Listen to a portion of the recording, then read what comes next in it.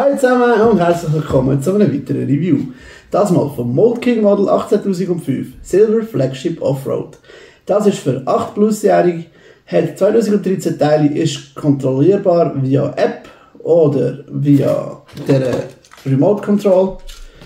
Es hat eine aufladbare Batterie, die man per Micro-USB aufladen kann. Einmal 2,4 GHz Batteriebox, das ist die. Es hat ein Servo drin, einen Motor, zweimal XL-Motor. Kommt in 6 Säckchen, hat so viele Teile vorig, wenn du fertig bist mit bauen. Hat so viel Kleber. Hat eine Bauanleitung mit 183 Seiten und 457 Bauschritten. Und das ist die Box.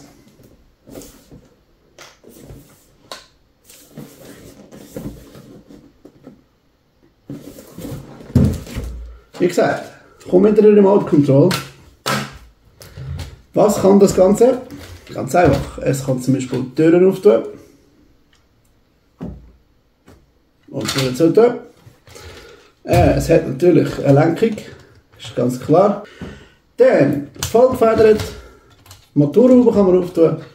Rückseite kann man auftun. Man sieht den Motor und man sieht die Batteriebox.